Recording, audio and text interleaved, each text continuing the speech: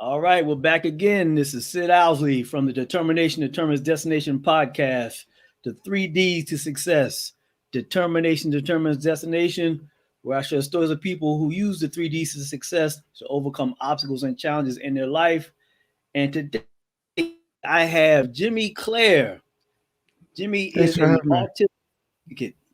Thanks for being on, Jimmy.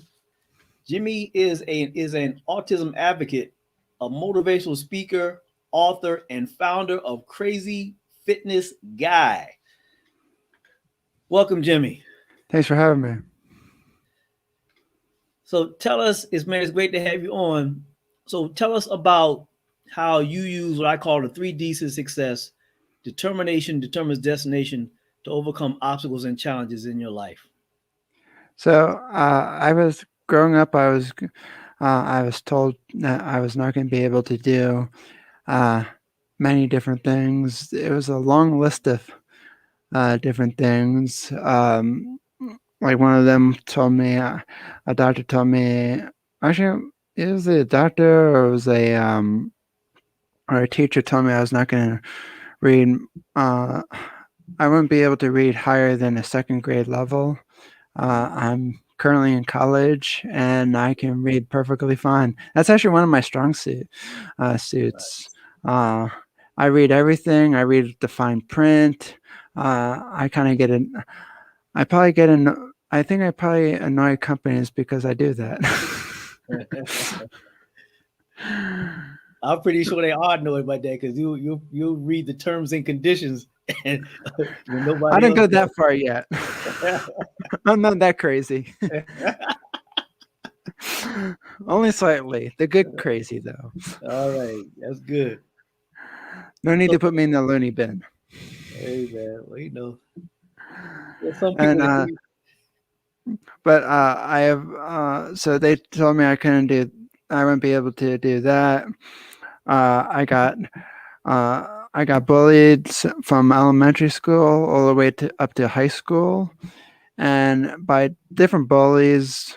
Um, but then I saw this commercial for P90X, and then I lost 30 pounds doing that, and it gave me the confidence enough to stand up to the bullies because I started seeing the muscle and the definition, and I needed that boost of motivation.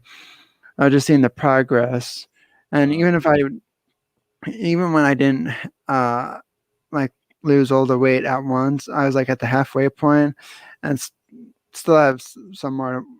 I still had like the rest of the 90 days to go through, and it was like 6 days a week I was working out, and then one day off, unless if I wanted to do yoga.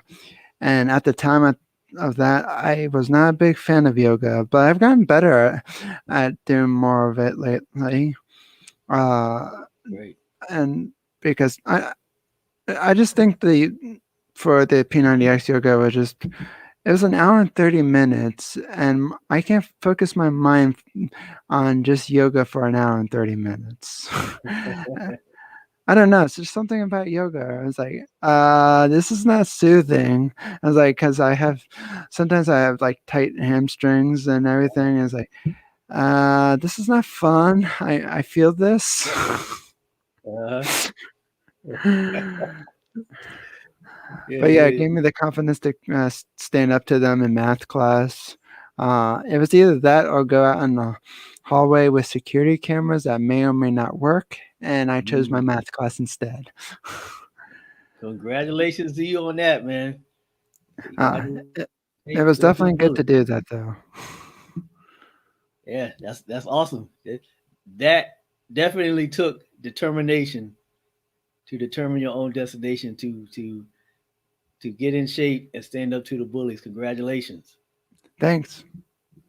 So tell us more. You now you're an autism advocate, meaning in being autistic yourself. Tell us more about exactly what autism is, how it affects you. You know. So basically, how I like to describe autism is a never-ending puzzle piece, where you kind of have some of the puzzles, some of the pieces connected, but you'll have a lot of different empty slots, different empty pieces. And how I like to look at it is that all those pieces will not fit into. You won't have a complete puzzle until the day you die. Mm. And so because, well, who wants a complete puzzle? And so I learn new things every single day. That's one good part about podcasting and running a website. You learn everything new every single day. You never stop learning. Though sometimes I don't see it that way some days. Depending on my mood. Yeah. Hey, just like everybody else, depending on the mood. So you mean I'm not a robot? Cool. Yeah, man. Hey, everybody's on the same wheel, learning the same things, and it's awesome that you've embraced that. Like you said, it doesn't always seem like it's something fun or a learning experience, but you've embraced that. Yeah, definitely. There's when I was creating my website, I was on WordPress for about a year, and after working 90 plus hours a week, I couldn't do it anymore. I was literally burned, and I just burned out and everything. And I remember calling my mom on the phone, and just because I just like to talk things over. She didn't make the decision for me. It is like when I talk it out loud.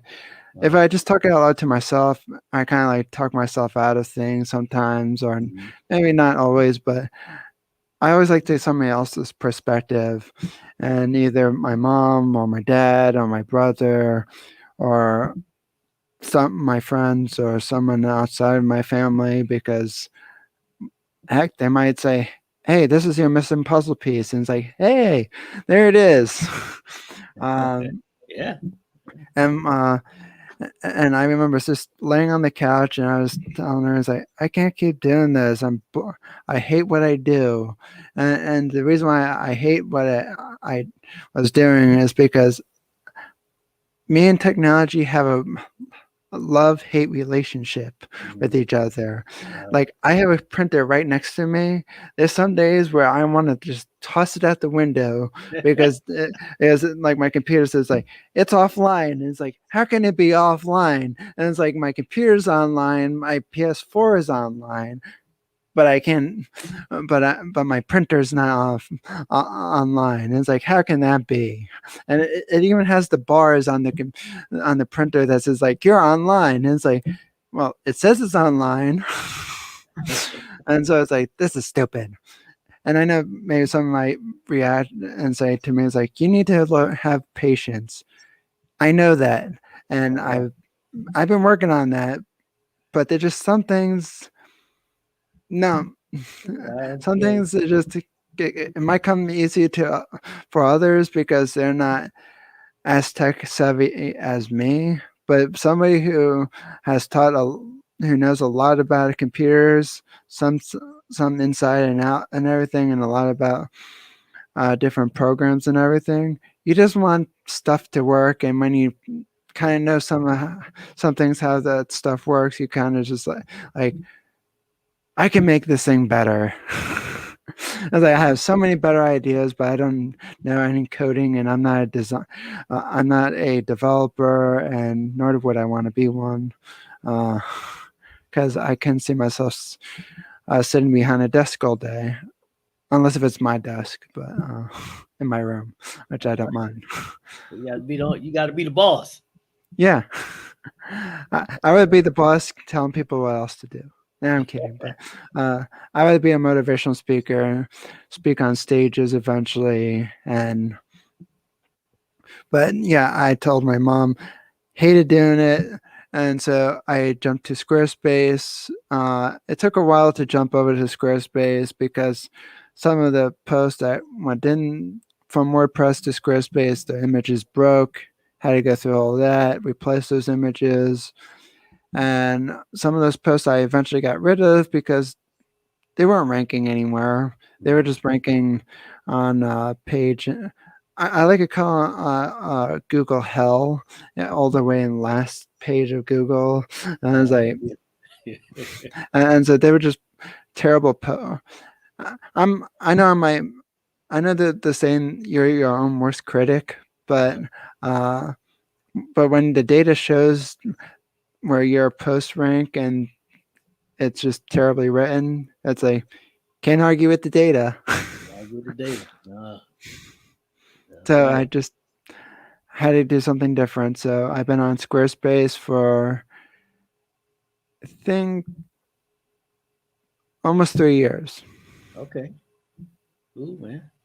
Yeah, yeah. Technology, like you said, it does what it wants to do sometimes, and yeah, that love hate relationship. I have a relationship like that too with technology, so I understand what you're talking about.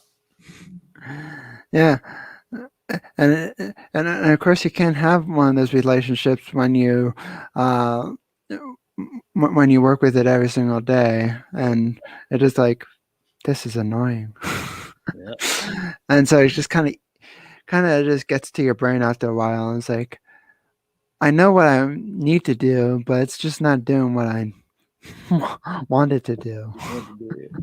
Yeah, that sounds like a regular relationship.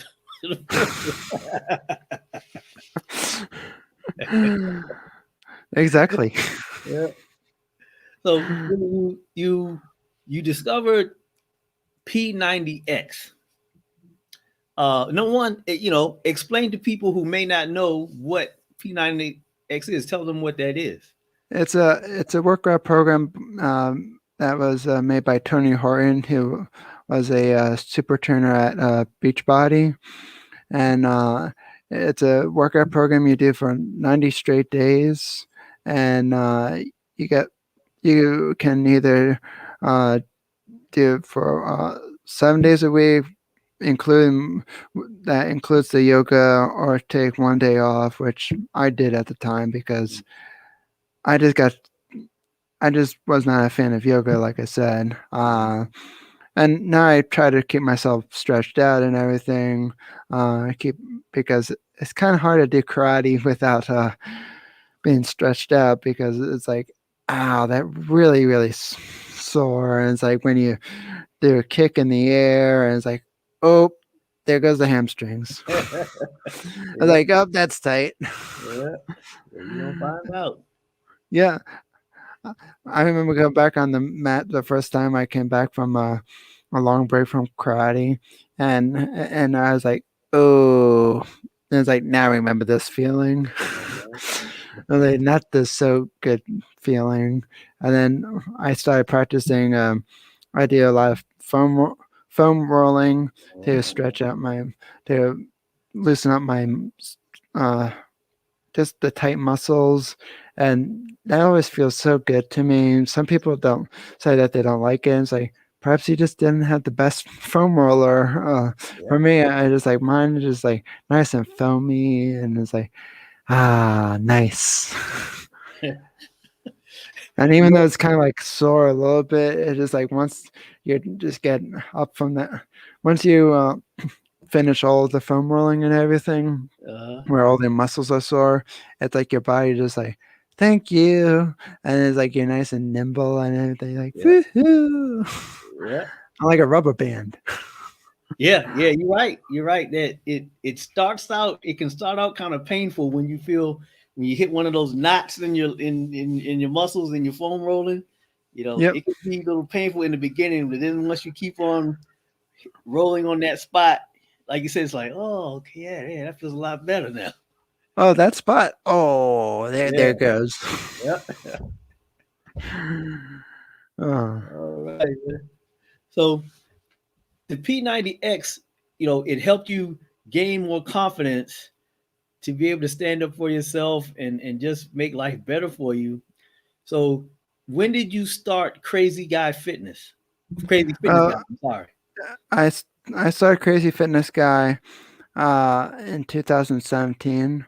I was finishing up one of my semesters in college, and my professor said the only way you can continue improving your writing, and I kid you not, my first um, my first college essay I've written, it looked like a treasure map with so many errors and everything, and I was like, gee, if pirates were looking for the treasure, they could never find it. I was like, "Where's the X marks the spot on this thing?" It was my professor had lines written all over it, and it was like, "Up this paragraph should go down here," and it's like, "Wow, this absolutely blows." And now but now when I write college essays, I might have like a few sentences that might need improvement, but everything else is like I would say perfect, but it makes sense and it fits in and so it's kind of like perfect, but it still needs a little editing, but it's been better. Yeah. I can see an improvement, though I do miss some stuff because I'm not a like I said to people before. I never said I was a professional editor. Uh, if I did, then I really should be fired. So look, I understand how you feel. My college paper looked a little like you said, treasure mappy sometimes too. Yeah. And so I needed to create a way that I could keep coming back and keep coming back. And so I created a website to do that. And I have to say I was not really impressed with my early versions of my blog posts because no one goes to them. I'm so glad that no one goes to them because it just gives me, and I can see the improvement Mhm. of each time when I post an article to Google because just seeing the analytics and it's like, oh, this page got this post got into the page two of Google, and it's like, okay, it's still not yet on the first page, but hell, at least it's not on Google. Hell, Yeah. thank Yeah. you. That's great. You Uh, never know. You would never really realize on how big Google really is until you go to the last page of Google. yeah. Like you said, that is Google hell. You on Yeah, the last page. That's or and the abyss. I don't I'm know. not sure Either many one. people. I'm not sure many people can really imagine, like you said, the last page of Google or really anything beyond the second page. Most people don't look at that anyway. So, you know, that's Google hell. Once you hit second or third page, you start to go into the early part of Google hell from there. Exactly. I wonder how far it goes. I don't want to find out. Yeah, you're right. You're right, man. So with Crazy Fitness Guy, what is your aim? What is your purpose in having this? Basically, it is a motivational website to get people to start living a healthy living lifestyle through my autistic eyes. I share about what works for me, and it might work for someone else. I don't say I'm an expert on anything because I don't have my fitness degree. I It was geared towards fitness at one point when I was in going for my personal training degree in college, but I got stuck at this one class and I didn't give up, but I had a really hard teacher who just uh, I don't know how to rephrase this, but if he told you to study part A is not even on the test. And it's like, well, how do I study for this test? Well, you should just know it. Oh, I'm sorry, I'm not like Google. I can't program myself to just know everything.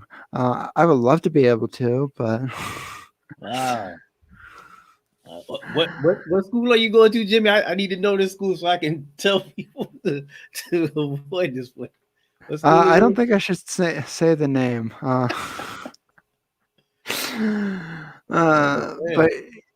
but yeah, it's just I got stuck at this one class, and he just and but yeah, and it's not that I didn't like the teacher or anything, but it's like, how do I study for this class if I uh, just to know a bone in your body? How am I supposed to know that?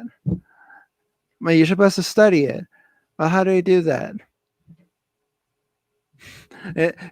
He tells me there's a, a box of bones in the library I need to study. I look in the library for the box of bones. They didn't exist. No bone. Wow. I was like, I guess I'll never find those bones. Whew. I guess I have to dig them up. I don't know. What grade did you get in this class? Uh, I withdrew from the class because Okay. I can figure it out, and so that's where. And so then I was really discouraged for a long time. I even wrote a blog post around it. Didn't name any names or anything because that's none of my business. Or, Yeah. but I shared just the struggles and the hard decision I made. So, and my hard decision I made was I withdrew from the class and I changed up my major. I'm not saying my major is easy or anything because it's not. It's still very challenging, but I find it more interesting. And I still find health and wellness interesting, but I rather read it on my time and research it on my time Yes. than going through a class where, well, this seems like a trick answer. How do I learn something that I can't study for? Mm. Yeah, you're right, man. Yeah. Well, in fact, what are you majoring in? I'm majoring in media studies. Uh, I can go into copywriting, book publishing, public speaking, which also is motivational speaking. Mhm. And if people don't consider that, then still I categorize that in my brain. It's how I categorize stuff. Yeah. Uh, Cool. like public speaking, motivational speaking. Uh, uh, Put the two together. Why not? yeah. So, uh, how many? So you've already started public speaking, motivational speaking. Yeah, I haven't taken the class yet for public speaking yet because I was hoping to eventually do it in person because Okay. uh, I think it'd be a lot interesting because I've been on this is my 53rd podcast episode guest appearance, Cool. and so and I've spoken to 1,100 people in one Facebook group during a convention, and then I spoke on this virtual TV show that 750,000 people watch. So I was like, this would be really interesting if I get when I get to my public speaking class in college, and it's like, can I talk to in front of 25 people in a classroom? I was like, I just spoke to 750,000 people on from all over the world. So Yeah. how hard can 25 people be? Yeah, man. You can do it. You can I do it. think so. Yeah. Yo, it's funny. I actually just graduated from the Les Brown Power Voice class for motivational speaking. Jeez, was it Yep. hard? No, it wasn't hard. Les Brown, he gives you a lot of good guidance. He has a once a week uh, group session with everybody in the class, and I spoke in front of somebody in front of a crowd in November, and then I spoke in a virtual event, which I think that was wow. How many people was it? It was a lot of people. It might have been. It was at least 250,000, something like that. Jeez. And it was a virtual event, 20 of us, and like you said, once you start it, once you get it, you're a little nervous, but once you start getting into the flow, you start to settle down and you get it. And so, that's great that you're starting that career. You have an awesome story. And so it's great that you're doing that. That really shows a lot of determination also. Yeah, and I've always I said to this person on a previous earlier today that I feel like I need to go through the bullying and all the obstacles in order to uh, tell my story, because and like I kind of have to give the bully some kind of credit, because as I thanks, because now I have a story that I can share with everyone and Yeah. to make my name heard. Yeah. Uh, Even though I didn't appreciate it at the time, but it was like, well, thank you for getting my message out there. Yeah. You uh, use the bully. yeah, Use the bully. He ain't good for nothing else. So yeah, use him. yeah. It's like not good for anything else, but Yeah, man. Use that story. That is awesome, man. And so you're an autism advocate. Talk about that a little bit more. How you're helping out other people with autism. well, so I've been helping. I've been trying to get share that autism is not the end of the world. Uh, for me, in my opinion, the end of the world is if we all become stormtroopers and wear the same exact uniform and become like everyone else. And it's like, it's okay to be different. And like everyone's different. Uh, and it's like everybody looks different, everybody feels different, everybody, uh, yeah, everybody's just different in their own unique way. Mm-hmm. And I get tired of some of Hollywood just kind of just picking on people who's autistic. Uh, I give you an example of that real quick. My so I don't know if you have seen in the news lately. There's this new movie that came out called Music. It's Oh, about an autistic half sister, half sister, and this person, the sister is actually is autistic, and and in the movie they shine a negative light on autism, mm, where it's okay to use restraint for people on the autism spectrum. And if people don't know what restraint is where people either uh, force someone down, uh, force someone down and keep them pinned to the ground, mm, or put their arms around their back, right. or and and my and I was actually I actually had I was actually been restrained by a teacher when I was um, some kind of teacher when I was younger, and and just to let you know, for people out there who don't know about this, using restraint is illegal in 30 plus states, Wow. and uh, and it's like, unless if we're causing people harm, or unless if we causing harm to ourselves, there's always a better answer than using restraint. Um, uh, there's other ways. Give us some music to listen to. Give us a book. Give us something. But restraint is terrible. Over Mm, 100. I don't know the exact statistic, but I remember. I think this one article wrote.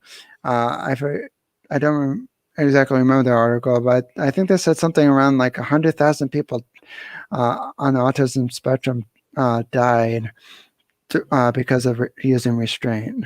And mm, so I could be wrong about the number, because I read a lot of stats from my career, that I could be wrong about that stat, but I believe it was 100,000. Uh, Again, I could be wrong, so don't hold me to it. I'm not perfect. I wish I no was. problem. No I need to problem. be like Mary Poppins, almost perfect. Oh, but also, real quick, uh, and the person who was also who played the autistic actor, she's not autistic, Uh-huh. which people didn't like because of that in the movie, and they also didn't like the fact that this director kind of went on a tangent off on some autistic person saying, it's like, well, you're just not a good actor or anything, and because there's some which is very offensive, because it's like, I bet you, I was like, I could have played that part better, and I probably, and it's like, sure, I might miss some lines, but I edited it out. It probably sounds really good. I was like, it's kind of it's offensive, and I didn't like the just the message that it sent. So, yeah. Yeah, like you said, Hollywood should make a better effort of truly representing what autism is like, and there are actors and actresses that have autism, so why not use them? You don't need to get somebody to Yeah. play an autistic person. And what the bad part about this movie is that they had 1,000 bad reviews, and it's getting 2 nominations. It's up for 2 nominations. The Golden Globes that's coming up on next Sunday, and I was like, I'm boycotting the Golden Globes, and it's like, this is baloney. So I hope you join me with you and your listeners. Join in, because I'm gonna not watch it, and they put in the category of for music and comedy, and it's like, that's a comedy? That's a very sick ass comedy. What's the name of the movie again? It's called Music. Music. Okay, I'm gonna look for And that. it's like, there's so many bad articles written about it. I mean, articles that uh, not like badly written, but there's so many bad press about the movie and everything. Uh, I think that made sense. Yeah. Well, Jimmy, we're about to wrap up. Let everybody know how they can get in contact with you, social media, and things like that. You can follow me on Facebook, Instagram, and Twitter, or LinkedIn. Facebook, you can follow me at jimmy.clare.speaker. Twitter, you can follow me at Jimmy Clare Speak. And Instagram is jimmy.clare.speaker. And I think my LinkedIn is Jimmy Clare Speak, or Jimmy-Clare.speaker. I kind of forget because I have so many social profiles, but I'll definitely give you all the links to post. Okay, great. Yeah, and I have also, one too many profiles. hey, I I like understand, 25. man. I understand. Yep, same here. And everyone also check out Jimmy's website, CrazyFitnessGuy.com. All right, Jimmy. So that's the show, man. Thank you for being on. Thank you for educating us about autism and about your journey in overcoming some of the obstacles and challenges and dealing with that. Yeah, definitely. Thanks for having me. You're very welcome. All right. This is Sid Owsley from the Determination Determines Destination podcast, the 3Ds to Success, where we share stories of people who use the 3Ds to success to overcome obstacles and challenges in their life. Thank you, and you guys have a great day.